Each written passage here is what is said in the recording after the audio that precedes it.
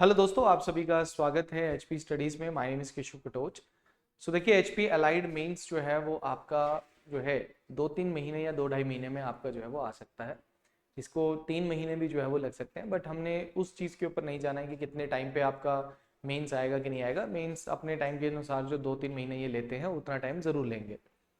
तो आज की वीडियो जो है, जिन बच्चों का भी एलाइड मेंस के लिए जिनको लग रहा है उनका सेफ स्कोर है और वो अपनी प्रिपरेशन स्टार्ट कर रहे हैं, तो ये वीडियो उनके लिए हेल्पफुल बहुत होने वाली है। देखिए, कई बच्चे ऐसे होंगे जिन्होंने ऑलरेडी मेंस लिखे होंगे, ठीक है, और उनको थोड़ा सा आइडिया है कि भाई मेंस की तैयारी जो है वो किस तरीके से की जाती है। और कुछ बच्चे ऐसे होंगे जो फर्स्ट टाइम जो है वो किसी भी तरीके से कोई मेंस जो है वो लिख रहे हैं। तो उनके लिए ये वीडियो जो है वो बहुत इंपॉर्टेंट जो है वो होने वाली है। कोई भी बच्चा इसको वीडियो को देख सकता है, जो फ्यूचर के लिए तैयारी कर रहा है वो भी कर सकता है, इसकी इस वीडियो को जो है वो देख सकता है। अब इस वीडियो में बताऊंगा कि आप जब मेंस की, देखो, प्रीलिम्स की तैयारी में और मेंस की तैयारी में डिफरेंस होता है। प्रीलिम्स में आपको फैक्ट्स को याद रखना पड़ता है। आपको 4 ऑप्शंस होते हैं, उनको देखकर भी आपको जो है वो आंसर जो है वो आ जाता है। बट उसी चीज को अगर लिखित में देना हो तो फिर वो आपको आइडियाज जो है वो आपके माइंड में बहुत ज्यादा होते हैं, और कितने शॉर्ट फॉर्म में लिमिटेड वर्ड्स में उसको लिखना है और टाइम के अंदर लिखना है, वो एक कला है। और वो आपको प्रैक्टिस के साथ ही जो है वो आएगी। तो आज की वीडियो में हम देखेंगे कि एचपी अलाइड जो है, एचपी अलाइड का जो मेंस है, इसके जो अगर मेंस की तैयारी अगर आप कर रहे हैं, तो अभी अगर आप शुरू कर रहे हैं तो आपको किन किन चीजों पे ध्यान जो है देना है, और शुरुआत आपको जो है वो कैसे करनी है। शुरुआत अगर अच्छी होती है, और शुरुआत थोड़ी सी स्लो भी होती है, बट इसको हमने ज्यादा स्लो नहीं करना है। हमने इसको 2-3 3-4 दिनों में जो है वो इसको स्पीड अप करना स्टार्ट कर देना है। मतलब हमारा रिदम बनना जो है वो स्टार्ट हो जाना चाहिए। अभी आप प्रीलिम से आए हैं, थोड़ा रिलैक्स भी किए होंगे 3-4 दिन के लिए, बट उसके बाद अब आपका 1 वीक होने को है। अब आपका मंडे से जो है वो प्रॉपर प्लान जो है वो आपके स्टार्ट हो जाने चाहिए। तो सबसे पहली चीज आपको क्या देखनी है कि अगर आप मेंस की तैयारी शुरू कर रहे हैं तो सबसे पहले आपको सिलेबस के बारे में पता होना चाहिए। सिलेबस और एग्जाम पैटर्न आपको पता होना चाहिए कि भाई एग्जाम पैटर्न क्या है, क्या चीजें चाहिए, क्या सिलेबस में पूछा गया है। वो ठीक है, आपको पता है कि सिलेबस में जो आपका प्रीलिम्स का सिलेबस था जीएस का वही रहेगा। हिंदी में क्या पूछना चाहता है वो, इंग्लिश में क्या पूछना चाहता है, एग्जाम पैटर्न क्या है भाई, कितने मार्क्स का पेपर होगा, कितने नंबर चाहिए, ये नॉलेज आपको पहले जो है वो पता होनी चाहिए। उसके बाद आप आगे जो है वो नेक्स्ट स्टेप की तरफ जो है वो आप बढ़ते हैं। अगर आप एलाइड की देखते हैं तो 3 पेपर होते हैं, है ना। तीनों अलग अलग दिन 3 घंटे के पेपर होंगे। जीएस का 200 मार्क्स का होगा, हिंदी इंग्लिश का 150-150 मार्क्स का अलग अलग पेपर जो है वो आपका देखने को जो है वो आपको मिलेगा, ठीक है ना। दूसरी चीज आपको क्या करनी है, सेकंड चीज आपको क्या करनी है, जो प्रीवियस ईयर पेपर है। देखो, प्रीवियस ईयर पेपर बहुत ज्यादा इंपॉर्टेंट होते हैं मेंस के लिए, क्योंकि आपको यहां से आइडिया पता लगता है कि एग्जामिनर जो है वो कहां से क्वेश्चन आपसे पूछ रहा है, किन सेक्शन से क्वेश्चन पूछ रहा है। जैसे मान के चलो इंडियन पॉलिटी है, और मैं आपको बोलूं इंडियन पॉलिटी से पढ़ो और यहां से क्वेश्चन आएंगे। अब आपको आइडिया नहीं हो रहा है कि एग्जामिनर कितना या किस तरीके का क्वेश्चन पूछ रहा है। वहां से फिर आपको आइडिया लगता है प्रीवियस ईयर पेपर से कि एग्जामिनर, जैसे क्वेश्चन आया था कि 8वें शेड्यूल की 22 लैंग्वेजेस के नाम लिख दो, अमेंडमेंट प्रोसीजर को लिख दो, जुडिशियल रिव्यू के बारे में लिख दो, राइट टू इक्वालिटी के बारे में लिख दो। तो इसी प्रकार के और कौन कौन से क्वेश्चंस हैं जो कि इंडियन पॉलिटी से बन सकते हैं, हमें टॉपिक को उसी तरीके से जो है वो पढ़ना होता है। तो प्रीवियस ईयर पेपर से हमें एक ये आइडिया लगता है। अब सर, प्रीवियस ईयर पेपर कौन से पढ़े, तो पहले तो देखो एलाइड का कोई नहीं, आप 2018 और 19 का जो आया था, मतलब 20 में आपका मेंस हुआ था, उसके बारे में ध्यान में रखो कि उसका तो लेना है। और एक आप एनटी का पेपर जरूर लें जो 2022 में मेंस का एग्जामिनेशन हुआ था, उसका पेपर जरूर उठाएं। और साथ में एचएएस के जो आपके हिंदी और इंग्लिश के जो पेपर हुए थे उनको उठा लीजिए वहां से, एसए के और एसए वाले भी आप उठा लीजिए। वहां से आपको आइडिया हो जाएगा कि एसए किस तरीके के पूछे जा रहे हैं, लिखना कैसे है। एसए के लिए सबसे मेन चीज होती है कि आपको कलेक्शन करनी पड़ती है, आपको ओवरव्यू लेना पड़ता है ना। वो मैं आपको भी आगे बताऊंगा कि आपको क्या करना है। अब तीसरा आपको क्या करना है कि इन पेपर को एनालाइज करना है, एनालिसिस करना है इन एग्जामिनेशन का। एक कॉपी लो, एक पेपर पेन लो, और उसमें देखो कि भाई क्वेश्चन किस किस सेक्शन से आपको पूछे जा रहे हैं। अगर पॉलिटी है तो कितने क्वेश्चन आ रहे हैं, एचपीजी के एक लिमिटेड नंबर, जैसे 10 से 12 क्वेश्चन, 10 से 13 क्वेश्चन आपके एचपीजी के आपसे पूछेगा। पिछली बार अगर देखो तो 4 नंबर के क्वेश्चन में ही उसने 10 क्वेश्चन, मतलब 40 नंबर का तो एटलीस्ट आपका 200 में से 40 से 50 मार्क्स का तो आपको एचपीजी के पूछ ही रहा है वो। और सबसे ज्यादा वेटेज, नंबर ऑफ क्वेश्चन का वेटेज वहीं से निकल रहा है। तो जैसे कि आपका 10 क्वेश्चन सीधा उसने 40 मार्क्स के आपसे वहीं से पूछ लिए थे। एचपीजीके के ही क्वेश्चंस थे, अगर आप पुराना 2019 का पेपर देखते हो तो वो एनालिसिस है, उससे आपको पता लगेगा कि भाई किस सब्जेक्ट की कितनी वेटेज है और किस सब्जेक्ट से कहां कहां से क्वेश्चन जो है वो आपके आए हुए हैं, ये आपको पता लग जाएगा। देन चौथा आपका आता है that is compile your resource. देखो रिसोर्सेज को बहुत अच्छे से देखो, मुझे मेरे पास ढेर है, मैं आप किसी और से भी पूछूंगा, मैं देखूंगा सबकी तरफ कि भाई बताओ भाई ये भी बुक है, ये भी बुक है, ये भी बुक है, नहीं, आप अपने रिसोर्सेज को एक्चुअली जो आपने पढ़ना है अभी, क्योंकि ये 2-3 दिन में यही होगा कि आपके जीएस का कौन कौन सी सेक्शंस कहाँ से पढ़ना है। जैसे एनसीईआरटी बहुत इंपॉर्टेंट है इस टाइम पे, है ना, जैसे कल्चर के बारे में पढ़ना, आर्ट एंड कल्चर है तो वहां से थोड़ा सा उसके बारे में पढ़ना है ना। इकोनॉमी का जैसे है तो इकोनॉमी के टॉपिक्स, न्यू इंडस्ट्रियल पॉलिसी हमारी जो है उनके बारे में, वो कंसेप्ट आपके, कॉन्स्टिट्यूशन क्या है, अब आपसे क्वेश्चन ही पूछ ले व्हाट इज कॉन्स्टिट्यूशन, है ना, इस तरीके का 4 नंबर में कोई क्वेश्चन पूछ ले, है ना, इंडियन कॉन्स्टिट्यूशन के कोई ऐसी चीजें बताइए 4, उसको क्रिटिकली बताइए कि क्या चीज नहीं है या सही नहीं है या सही है, जो पूरे वर्ल्ड के कॉन्स्टिट्यूशन में मिलती है ना, इस तरीके के क्वेश्चन आपको जो है वो पूछ लेगा, तो वो एनसीईआरटी आपको थोड़ा सा हेल्प जो है वो करती है। तो रिसोर्सेज को कंपाइल कीजिए, खासकर इंग्लिश और हिंदी का आता है, गद्यांश पद्यांश कहाँ से लिखें, है ना, ग्रामर तो आपको हर जगह मिल जाएगी बट उसको यूज कैसे करना है। तो व्याकरण भारती बुक बहुत एक मशहूर बुक है और बोला जाता है कि उससे आइडिया हो जाता है आपको, तो वो बुक है।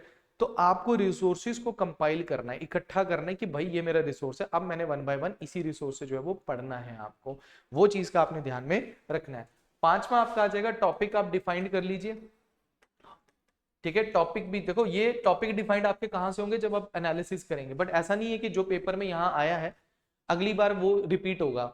कुछ क्वेश्चन आप देखोगे रिपीट, जैसे जुडिशियल रिव्यू, अमेंडमेंट प्रोसीजर, पजौथा मूवमेंट, ये रिपीट हुए थे क्वेश्चन, बट सारे नहीं हुए थे, बट आइडिया लग जाता है कि यार ऐसी चीज को ये पूछता है। जैसे मैं अगर लगाऊं तो मैं शायद आपको फंडामेंटल ड्यूटीज लिखने के लिए भी दे सकता हूँ 11 की 11, 11 की 11 फंडामेंटल ड्यूटी इतनी मुश्किल नहीं है वो, तो 11 की 11 फंडामेंटल ड्यूटी दे सकते हैं। या फिर आपसे पूछ सकता है कि ठीक है गांधीयन प्रिंसिपल्स लिख दो विद आर्टिकल, आपसे क्वेश्चन पूछ सकते हैं। गांधी की आइडियोलॉजी पूछ सकते हैं, वर्धा स्कीम ऑफ एजुकेशन को आपसे पूछ सकते हैं, है ना, गांधी जी का सर्वोदय के लिए क्या एक मतलब, या फिर वो सत्याग्रह के बारे में क्या सोचते थे, तो वो जो हम पढ़ते थे जिसका लगता था प्रीलिम्स में क्या ही पूछेगा, बट यहाँ पे आपसे वो डायरेक्टली क्वेश्चन आपसे पूछ सकता है। तो टॉपिक्स आपके डिफाइंड होने चाहिए हर सब्जेक्ट के, पॉलिटी है, हिस्ट्री है, ज्योग्राफी है, आर्ट एंड कल्चर है, एनवायरमेंट है, एचपीजीके है, इनको पढ़ो और इनके टॉपिक्स को निकालना शुरू करो। वैसे ही आपका हिंदी इंग्लिश के साथ भी होगा, गद्यांश पद्यांश आएगा, इंग्लिश टू हिंदी करने को आएगा, शुद्ध अशुद्ध आएगा, संधि विच्छेद आएगा, उपसर्ग निकालने को आएगा, वर्ड्स की मुहावरे हैं उनके अर्थ और उनसे आगे आपको उसका दैट इज सेंटेंस बनाने को, वाक्य बनाने को जो है वो आपका आएगा। ये सारे क्वेश्चंस आएंगे, तो उसके लिए आपको कमांड होना बहुत जरूरी है और रिसोर्स और टॉपिक आपको पता होना चाहिए कि कहां कहां से क्वेश्चन आपको आ रहे हैं। इसी में आपका जो एसए आएगा, तो एसए के लिए आपको क्या है कि प्रीवियस ईयर एचएएस के एसए, एनटी के, इनके एसए जो आए हैं, इन एसए देखो 4-4 एसेज आए हैं ना, उनमें से एक ही लिखना होता है आपको, 40 मार्क्स का एसे आ रहा है आपको, तो वो आपको जब लिखना है तो आप उन सभी एसेज के बारे में क्या करो, रिसोर्सेज को कलेक्ट करो, ऐसे राइटिंग की प्रैक्टिस करो। मैं तो कहता हूं कि हर दिन एक छोड़ के आप ऐसे को देखें, उसको लिखें, उसके रिसोर्स को देखो। पहले होता है रफ रिसोर्स कलेक्ट करना, है ना, कि क्लाइमेट से रिलेटेड है, वुमेन इंपावरमेंट से रिलेटेड है, टेररिज्म से रिलेटेड है, वर्ल्ड इकोनॉमी से रिलेटेड है, हर सेक्शन से आपको कोई ना कोई आपको सेक्शन मिलेगा और उस वहां से उसका resource collect, rough resource collect करना और कंपाइल करके अपने एक ऐसे बनाना स्टार्ट कर देना है और फिर उसकी प्रैक्टिस करनी है, उसको याद करना है। बीच में जो फैक्ट्स आप डालोगे वो आपको याद होने चाहिए। करंट अफेयर अगर आप डालो, पिछली बार आतंकवाद के ऊपर एक क्वेश्चन आया था, ऐसे आया था हिंदी में, तो आतंकवाद की अगर आप बात करते हो तो रिसेंटली कितने आतंकवाद के ड्रॉबैक्स हैं, आतंकवाद कैसे फैल रहा है, कैसे रोका जा सकता है, दुनिया में कौन कौन से आतंकवादी हमले हुए रिसेंटली, उसका क्या प्रभाव पड़ रहा है, ये सारी चीजें आपको जो है वो कंपाइल फॉर्म में जो है वो रखना है। तो ऑल्टरनेट डेज पे आप ऐसे राइटिंग जरूर करें, क्योंकि ये मैक्सिमम टू मैक्सिमम मार्क्स आप यहाँ से ले जो है वो सकते हैं। तो यहाँ पे दूसरी चीज क्या है, आपको 6 चीज क्या है कि आपको राइटिंग प्रैक्टिस रखनी है। अब आप ऐसे नहीं है कि आप पढ़ रहे हैं बेड पे बैठ के, टेबल पे बैठ के आराम से बुक सामने रखी है, नहीं, कोई भी टॉपिक आप पढ़ रहे हैं उस टॉपिक को आपने क्या करना है, लिखना है। जैसे मैंने अभी शेड्यूल्स पढ़ा, पहले तो मैंने टॉपिक डिफाइन कर लिया, किसी टॉपिक को मैंने जब पढ़ा तो उसके ऊपर कोई भी क्वेश्चन उस टॉपिक को ही लिखना शुरू कर दो। अगर मैं आपसे पूछूं कि what is the difference between the fundamental duties and the your DPSP, या मैं आपसे बोल दूं what is the difference between the 5th schedule and the 6th schedule, आपको क्वेश्चन डाल दिया, है ना, या स्पेशल स्टेटस जो स्टेट्स को दिया जाता है उसके बारे में बताइए। तो वहां से क्वेश्चन आपको, तो आपको आइडिया हुआ, बट आप उसको लिखने जब जाएंगे तो आप भूल जाओगे थोड़ा सा। तो जब आप लिखते हैं तो फिर उसमें आपको राइटिंग की जो आर्ट होती है वो आपको पता लगेगी कि भाई मुझे पहले क्या लिखना है, इंट्रोडक्शन लिखना है कि क्या लिखना है, 4 नंबर में मुझे किस तरीके से शुरुआत करनी है क्वेश्चन की, 5 नंबर की। ये चीज राइटिंग प्रैक्टिस जो है वो आपने डेली आंसर राइटिंग जो है वो आपने यहाँ पे करनी है। और इसके लिए आपको बाद में जो मूल्यांकन बोलते हैं, इवेल्युएट करना है, वो आप किसी मेंटोर के थ्रू कर सकते हो, या फिर आपके आसपास कोई पर्सन है जिसने ऑलरेडी मेंस लिखा हो, उससे आप करवा सकते हैं। सेकंड, आप किसी भी एकेडमी से, ठीक है, आप हमारे से, किसी भी एकेडमी से, जहां से भी आप ज्वाइन कर रहे हैं, कुछ भी कर रहे हैं, उनसे पूछिए। कोई टीचर है आपके पास, उनसे पूछिए कि भाई मैंने जो लिखा है आप प्लीज इसको एक बार चेक कीजिए। क्योंकि थर्ड पर्सन जो है ना, जो आपके अपोजिट जो जिसको कोई लेना देना नहीं, वो एक्चुअल में गलती आपको बताएगा। वो भी ऐसा होना चाहिए जिसको नॉलेज हो टॉपिक की, ठीक है। वो इवैल्यूएशन बहुत जरूरी है, आपको पता होना चाहिए कि भाई मेरे को जो चीज मैं कर रहा हूं उसमें गलती तो नहीं है कोई। ऐसे नहीं कि खुद ही सोच रहे हैं कि भाई ठीक है, और किसी बुक के साथ मैच मत करो उसको कि भाई हाँ उस बुक में ये आंसर लिखा था मैं भी पूरा पूरा कॉपी करूंगा, ऐसा नहीं होता। आप आंसर जब राइटिंग जब करते हैं तो आप अपना टैलेंट दिखाते हैं, वहां पे अपना तरीका बताते हैं। अगर ज्योग्राफी में तराई रीजन के बारे में पूछा है तो आप थोड़ी सी एक डायग्राम तराई रीजन को एक्सप्लेन कर सकते हैं। डायग्राम बहुत जरूरी होती है, बट स्पेस लिमिटेड होता है तो आप उसको उसी हिसाब से जो है वो यूज करिए, ठीक है। और हर वीक के बाद अपने देखो, जब आप चलेंगे ना राइटिंग ब्रेक, तो यहाँ पे एक चीज आती है टाइम टेबल। टाइम टेबल जरूर बनाएं अपना कि मुझे डेली बेसिस पे हिंदी, इंग्लिश और जीएस को कितना कितना जो है वो देना है, और सबके रिगार्डिंग कुछ ना कुछ आपको क्या करना है, दैट इज कुछ ना कुछ लिखना है, कुछ ना कुछ पढ़ना है। हिंदी का पढ़ा तो शुद्ध अशुद्ध पढ़ा। और हिंदी पढ़ने के लिए मैं सबसे एक चीज बताता हूँ कि आपको न्यूज़पेपर जरूर पढ़े, चाहे वो इंग्लिश का हो चाहे वो हिंदी का, दोनों का न्यूज़पेपर आपको पढ़ना है। हिंदी में चाहे आप अमर उजाला को पढ़ लो, है ना, दैनिक भास्कर को पढ़ लो। इनमें क्या होता है ना कि हिंदी के कुछ वर्ड्स होते हैं, उनको अगर आप यूज करते हैं, क्योंकि जब आपको शुद्ध अशुद्ध बोलेगा ना तो आपको पता नहीं होता, आपने कुछ वर्ड्स को सुना नहीं होता, देखा नहीं होता, तो आप उसका अशुद्ध और शुद्ध, शुद्ध अशुद्ध जो भी है नहीं निकाल पाते हो। तो हिंदी न्यूज़पेपर को पढ़ें लिखने में। और दूसरी चीज क्या है कि उसको राइटिंग के तौर पे लिखना भी शुरू करें, ठीक है। हिंदी की राइटिंग बहुत कम बच्चों की सुंदर होती है, ठीक है। और राइटिंग भी एक तरीके का प्रभाव डालती है। जब आप ऐसे राइटिंग करेंगे तो उसमें राइटिंग बहुत बड़ा प्रभाव डालेगी। तो राइटिंग के भी नंबर कट जाते हैं वहां पे, जो एग्जामिनर होता है वो इरिटेट हो जाता है क्योंकि उसको समझ नहीं आ रहा होता आप लिख क्या रहे हो। तो वो जरूरी है। और हिंदी न्यूज़पेपर से आपको उस लैंग्वेज को समझने का, आपको कुछ वर्ड्स, अब जैसे हिंदी का कोई वर्ड है उसका इंग्लिश में क्या मीनिंग है, या फिर इंग्लिश का कोई वर्ड है उसका हिंदी में क्या मीनिंग है, ये आपको पता होना चाहिए। तो डेली बेसिस पे न्यूज़पेपर जब पढ़ते हैं तो 1 घंटा आपको निकालना है, उनको आप अपने एस्से में, उनको आप कहीं पे भी यूज कर सकते हो। और जब English to Hindi, Hindi to English, English to Hindi आएगा आपका, इंग्लिश टू हिंदी जब करना है तो किस वर्ड का क्या हिंदी में मतलब आएगा शुद्ध हिंदी में, वो आप लिख सकते हैं। तो वो आप अभी से इनको पढ़ना शुरू करिए। अगर आप 2 महीने भी डेली न्यूज़पेपर पढ़ रहे हैं, डेली हिंदी इंग्लिश पढ़ रहे हैं, बहुत प्रभाव डालेगा वो। हिंदी बोलते हैं ना जब हम, उसको लिखना, उत्पत्ति, है ना, उत्पत्ति लिख रहे हैं तो उत्पत्ति का शुद्ध वहां पे बोलेगा शुद्ध करो, हमने नहीं देखा होता, सुना नहीं होता, हम अपने ही उत्पत्ति लेके चले होते हैं, गलती हो जाती है बच्चे से, वहां मार्क्स कट जाते हैं। वहां पे 0.5 का आपका 5 क्वेश्चन होंगे 10 मार्क्स के हो जाएंगे, या 10 क्वेश्चन होंगे 5 नंबर के होंगे, 0.5 के आधे आधे नंबर के आपका होगा। तो वो आधा नंबर बहुत इंपॉर्टेंट हो जाएगा आपका स्कोर करने के लिए, ठीक है ना। तो ये चीज का आपने जो है वो ध्यान रखना है। हिंदी वर्ड्स को जो है वो लिखना स्टार्ट करना है, और न्यूज़पेपर को जो है वो आपने पढ़ना स्टार्ट करना है। और यही फिर आपने डेली आंसर राइटिंग जो है वो आपकी प्रैक्टिस चलनी चाहिए विद टॉपिक, कि आपको पता होना चाहिए कि आज मैंने कौन सा टॉपिक, जैसे पॉलिटी है तो पॉलिटी शुरू की हुई है आपने, तो फिर एचपीजी के भी शुरू की हुई है, तो भाई मैंने आज जैसे मैंने मॉडर्न हिस्ट्री में आज मूवमेंट्स कर लिए, दुज्जम मूवमेंट पढ़ लिया, है ना, फिर मैंने पजौथा मूवमेंट पढ़ लिया, भाई दोनापाई मूवमेंट पढ़ लिया। तो यहाँ से, और इकोनॉमिक सर्वे में खासकर आप चीज़ों को पढ़ेंगे, इकोनॉमिक सर्वे में बहुत सारी ऐसी स्कीम्स आ जाएंगी या फिर योजनाएं आ जाएंगी जिनको आप लिख सकते हो। पिछली बार जैसे फॉरेस्ट से रिलेटेड आपको क्वेश्चन आया था कि 4 नंबर का क्वेश्चन था, सीधा पूछा था कि 4 स्कीम्स ऐसे लिख दो फॉरेस्ट कंजर्वेशन से जो कि हिमाचल में है, 4 लिख देते, वहां से नंबर दे देता वो आपको, सिर्फ स्कीम्स के नाम लिखने थे। तो ऐसा क्वेश्चन भी आता है जहां पे आपको डायरेक्ट आपको पता होना चाहिए। तो जितना ज्यादा आप पढ़ेंगे उतना अच्छा होगा, बट उस पढ़े हुए को राइटिंग फॉर्म में लिखने की कोशिश जरूर करें।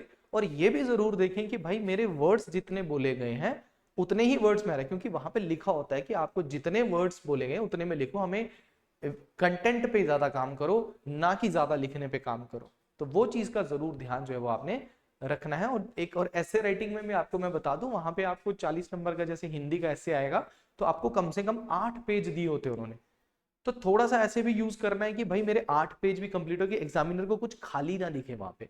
और कंटेंट भी आपका लाइनिंग करना, कौन सी मेन है, पॉइंट्स, इंट्रोडक्शन, कौन कौन से मेन पॉइंट है, इवेल्युएशन है, कंक्लूजन है, सारी चीजें आपने लिखनी है। ये चीज का ध्यान है। मैंने गद्यांश पद्यांश लिखना है, प्रसंग संग व्याख्या करनी है मैंने, तो प्रसंग में मेरा क्या आएगा, तो वो आज डालें, क्योंकि हिंदी इंग्लिश आपको स्कोर करके देगी, है ना। तो ये आपने ध्यान में रखना है, ये चीजों को आपने जरूर अप्लाई करना है, क्योंकि स्टेप होते हैं हमेशा। सीधा छलांग लगाएंगे ना तो कभी नहीं होगा। जैसे इकोनॉमी में बोलते हैं ना, किसी भी इकोनॉमी को अगर ग्रो करना है तो उसको पहले अपना प्राइमरी सेक्टर ग्रो करना पड़ेगा, फिर सेकेंडरी ग्रो करना पड़ेगा, फिर टर्शियरी। अगर कोई भी एक सेक्टर ग्रो नहीं करेगा, छलांग लगाओगे, तो कहीं ना कहीं प्रॉब्लम आएगी। इंडिया में क्या होता है, इंडिया में भी यही हुआ ना, हम प्राइमरी से सीधा टर्शियरी सेक्टर की हो गए, सेकेंडरी सेक्टर हमारा इतना नहीं बढ़ा। पर चाइना में सेकेंडरी सेक्टर बहुत ज्यादा अच्छे से 1 by 1 ग्रो हुए, इसीलिए उनकी इकोनॉमी बहुत जल्दी जो है वो आगे की ओर बढ़ी थी। तो वही यहाँ होता है कि आप स्टेप बाय स्टेप चलेंगे, है ना, डिसिप्लिन बना के चलेंगे। अपने जो डिसिप्लिन बनाया है, अपने टाइम टेबल का डिसिप्लिन बनाया है, उसको मेंटेन करते हुए चलेंगे। विद इन सितंबर के अंदर अंदर ही आपकी बहुत सारी चीजें जो है वो क्लैरिफाई हो जाएगी और आप एक रिदम में आना जो है वो शुरू हो जाएंगे। तो आई होप आपको ये पॉइंट्स जो मैंने समझाए हैं ये आपको समझ आए होंगे, आप इस पे अप्लाई करेंगे। ठीक है, आप अपनी स्ट्रेटेजी भी बना सकते हैं, जिस तरीके से आप करना चाहते हैं हम कर सकते हैं। बट मेरा एक था कि आपको एक चीज बताई जाए जो न्यू स्टूडेंट है, कि भाई इस तरीके से आप चीजों को करें।